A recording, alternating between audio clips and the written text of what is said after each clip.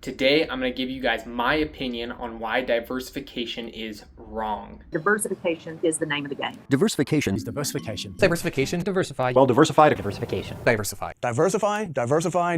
Glad to have you guys on the channel here today talking anything and everything investment and finance, following in the footsteps of Warren and Charlie. One of the biggest things that I have seen in my time studying what they do and having experience in the market is their opinion compared to the industries on diversification. I'm sure every single one of you guys has had it preached to you over and over again to buy an index fund, buy a mutual fund, set it, forget it, never look at it. But that couldn't be further from what Warren and Charlie preach to do if you want to be really good at this. So let's take a look at a clip that I got from one of their annual meetings. Nothing magic. We like to put a lot of money in things that we feel strongly about. And that gets back to the diversification question. We think diversification is, as practiced generally, makes very little sense for anyone that knows what they're doing.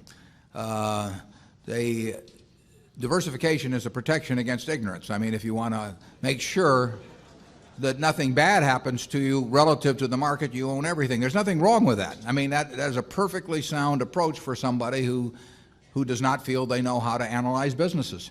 If you know how to analyze businesses and value businesses, it's crazy to own 50 stocks or 40 stocks or 30 stocks probably, because there aren't that many wonderful businesses that are understandable to a single human being in all likelihood. And to have some super wonderful business and then put money in number 30 or 35 on your list of attractiveness and forego putting more money into number 1 just strikes Charlie and me as madness.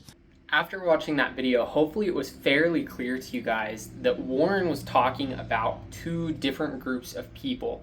One group that isn't really going to learn how to value companies and businesses, and the other who is. If you're in the category of someone who isn't going to learn how to value companies and businesses, and you're not going to pay someone to invest for you, diversifying across the S&P 500 is fantastic advice. If you are on the other side where you're a professional or an individual who wants to learn how to value companies and businesses, investing that way is madness.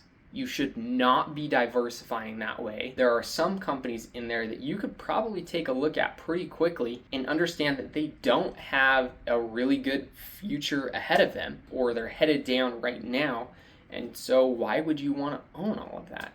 Instead, understanding how to value a few companies and buying maybe your top 10 that you're most confident in and you think have great futures, and investing that way, which is exactly what Warren and Charlie have done their entire lives. And I would say $120 billion to Warren's name probably backs that up pretty well. I want to take a step back as well and explain why I think diversification is actually taught to everyone and where it comes from. Taking a step back and looking at the investment industry, you can probably see, just with a little bit of intuition and maybe seeing it in action, generally those people are very good salesmen. And I can say that I know that from experience because I worked as a financial advisor for some time, and that's almost everything that we focused on was being professional salespeople, which is just fine. But then it means the industry is not geared towards performance, it's geared towards bringing more people in or making more sales. And their main pay isn't even tied to performance. So if you look at that as a whole, you've got an industry of people that are taught to be professional salespeople, and they're benefited from being great salespeople, not necessarily great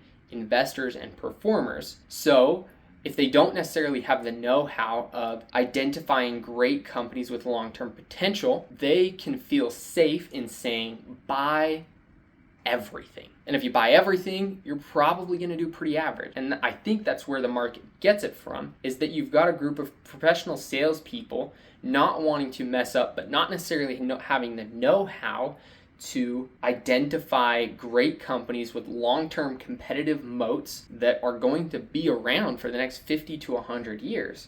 So they advise diversification. When you look at some of the best investors, generally they are making their money from a few select companies over a long period of time. So Hopefully this gives you guys an idea of why the industry teaches the way it is and why I think diversification as taught is generally wrong for a lot of people. And if you are paying someone to invest your money, make sure they understand how to value companies. And if they don't, you can diversify yourself for free. Because anytime you compare yourself to the market is always going to outperform if you invest in the market and have fees on top. So it's always going to underperform. It just will. Take a look at what you're doing with your money, and hopefully this was helpful for you to look at whether this is something you want to do or want to learn, or if not, if you're paying someone to do your money, just take a look, see what you have. And one thing that I wanted to say right here at the end as well, this is a difficult thing to learn. It is not easy, but it is so worth it when you have an asset working for you all the time and you don't have to do anything. Hopefully that was valuable for you guys. Leave comments, let me know what you liked, what you didn't like. I look forward to seeing you guys in the next video.